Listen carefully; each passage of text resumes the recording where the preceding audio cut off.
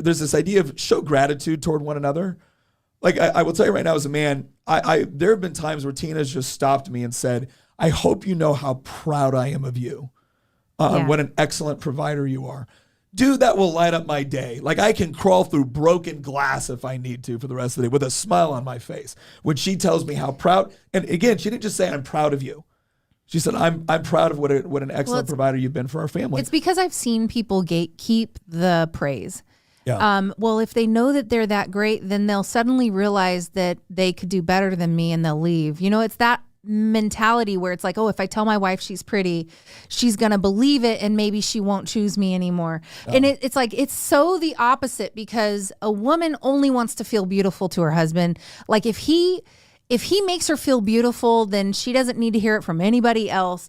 And then if the wife makes the husband feel valued and adored and respected, he's not going to be seeking that anywhere else then, you know. And there is that mentality where people think it's the opposite. They think if you give too much praise, they're going to get a big head and they're going to go out and do whatever.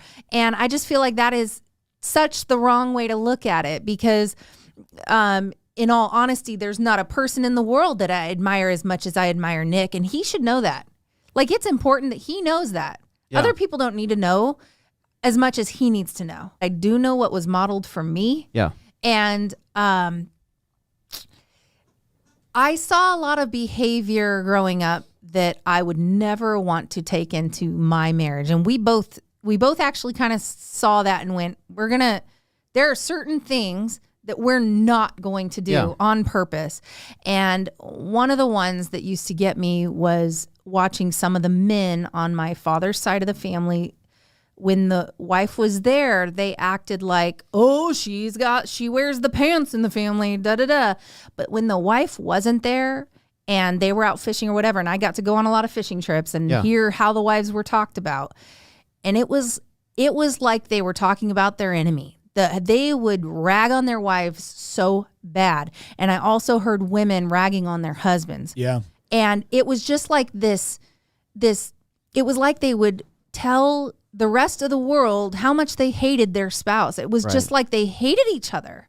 But then when they were together, they acted like they didn't hate each other, like they actually liked each other. Yeah. So I don't understand why they did that, but it made such a huge impression on me. Like, I never, ever want my husband going out and ragging on me to people. Yeah. You know, that would make me feel horrible. I mean, it's one thing where it's like, oh yeah, well, the wife cooked this terrible thing, ha ha ha, whatever. But like, to be like, and I told that bee, blah blah blah. No.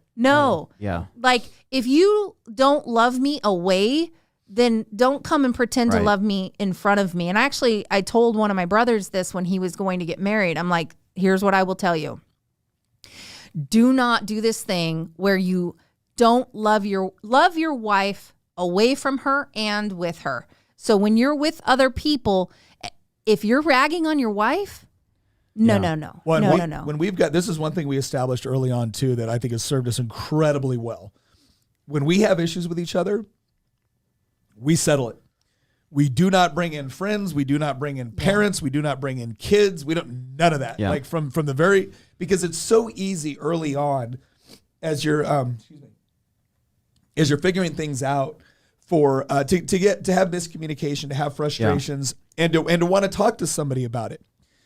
And again, and the other thing I'll say is, when you're first married and you're around other married people, and a lot of times some of the married people you'll be at around work, like I was in the military, we're not necessarily happy married people. Yeah. Yeah, we were around a lot of They want to sit there and reinforce this negative, stereotype. I'll never forget, I had a sergeant. At this point, I had been married, I think, 2 years. Or no, maybe it was 3. I think it was longer than that. It was 2 or 3. And this sergeant looks at me and he goes, he's talking about how frustrated he is with his wife about something. And I'm like, I love being married. And he goes, well, wait until you've been married a few years. I said, well, how long have you been married? He goes, I've been married 2 years. I'm like, well, I've been married 3. Maybe it's you. You know? Oh, what did he say in response? I mean, what was he gonna say? I mean, it was this impression that if you weren't having the same issues within your marriage, then it was because you hadn't been married long enough. You were still in this honeymoon phase where it's like, no, there's things that work in marriages and there's things that don't work. And you're doing a lot of things that don't work, i.e., sitting here talking crap about your wife to me.